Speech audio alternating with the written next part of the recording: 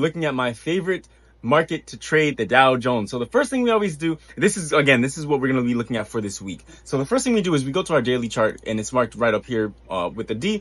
So basically we're going to mark our very strong buying areas, and then we're going to mark our strong selling areas. So the first thing we have is a strong buying area right here. A strong buying area is called a demand zone. Say it with me, demand zone. It's good to I'm not joking, it's actually good to repeat. So we have a demand zone up there, we have a demand zone right here. Now, where are our strong selling zones? We had a strong selling, aka supply zone. Say it with me, supply zone. We had I'm being serious, it actually helps to repeat it. So we have a strong supply zone right here. Now the thing about this supply, you know what, let me mark them first before I continue. So we marking this one, we're going to mark this because last time price came here, it had a sharp drop. When price came here, it had a sharp drop. When price came here, it went up a lot. Price came here, it went up a lot. So basically we have our demand and our supply zones drawn. Now the thing about this supply zone, right? So we're getting this supply zone from right here. The problem with the supply zone is it was broken. So I'm going to represent a broken supply zone with a dotted line. Now, sometimes when you have a dotted line, when you have a broken zone, it can flip and become the opposite of what it was. So right now, it's a strong selling zone. It flipped and became and when it flips, it can become a support zone. So now we can imagine that this is a zone that can act as support.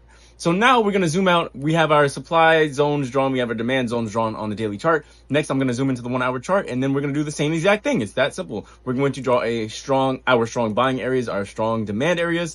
And I'm going to represent this just with just a blue line. So we have color coordination. Then we also have a broken supply zone right here. So what happens when we have a broken zone? We turn that into a dotted line. So now we're going to look for a reaction at either this zone. We want to see price come here and give us a similar reaction, or we want to see price come to here, which was our previous supply zone, and get bought up. So right now, what I'm going to do is I'm going to set alert for this area right here, and we can set that just like this. Yes, create alert. And then I'm also going to set an alert right here, add alert right here, create alert. So now all I want to do, I just want to wait for price to come to this area and see if it's going to use this area as support. If it breaks below and it comes back down to here, then I want to see it use this area as a demand zone like it previously was. You see, when price came here, it got bought up. So we assume that if price comes at this area, this demand area again, it's going to get bought up, at least give us 50% of this move. So basically that's what I'm going to be looking at for today, for this week. Now, obviously, as the week goes on, it's Sunday right now, but when the week goes on, there's going to be tons of different moves being created. There's going to be new supply zones, new demand zones, and we're going to mark those the same way that you see me marking them now. But this is basically what I do. I just mark zones. And then you can also do other things like mark a trend line. Let's just do that, for example, just so I can show you. So at this point, we see that this is a strong uptrend. It's going from very low to very high, and you can mark that just like this. This is a perfect example of a trend line, and we're marking this again on the 1 hour chart. So you can do stuff like this. You can keep this here. I'm going to keep this here. Trend lines is okay. So one thing that you need to know about trading, from what I've heard from the professionals, from the millionaires, a supply and demand zone, right? What we marked before is stronger than a trend line, which is what we just marked.